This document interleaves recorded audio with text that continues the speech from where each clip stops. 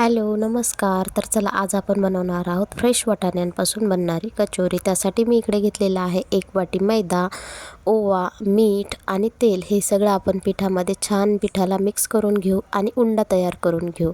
उंडा आपण 10 मिनटे बाजूला ठेवू, जेणेकरून उंडा छान असा आपला मुरल्या जाईल. त्यानंतर आपण इकडे सारण तयार करून घेऊ. त्यासाठी मी इकडे थोडंसं तेल घेतलेलं आहे, त्यामध्ये वाटाणे छान असे भाजून घेतलेले आहेत. आता हे आपण बारीक करून घेऊ. तुम्ही मिक्सरमध्ये सुद्धा करू शकता, मी इथे कटरनं करते. त्यानंतर त्यामध्ये 4 ते 5 लसणाच्या काचोळ्या आणि 2 हिरव्या मिरच्या टाकायच्या आणि असं ओबडधोबड भरड त्याची करून घ्यायची. त्यानंतर इकडे आपण एका कढईमध्ये थोडंसं तेल टाकणार आहोत, त्यामध्ये जिरे, बेसन आणि जे सारण तयार करून घेतलं होतं ते यामध्ये टाकणार आहोत आणि छान असं मिक्स करून घेणार आहोत.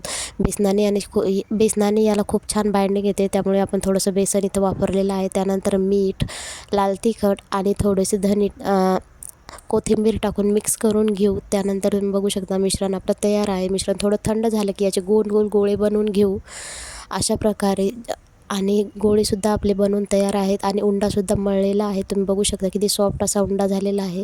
आता गोल गोल करून आपण जशी पुरणाची पोळी करतो त्या प्रकारे हे करून तुम्ही त्यामध्ये तो गोल ठेवू शकता आणि छान असं प्रेस करून बारीक दाबून घेऊ शकता किंवा लाटूनही घेऊ शकता.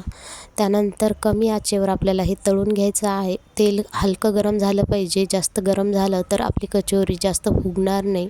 तुम्ही बघू शकता आपली कचोरी बनवून तयार आहे.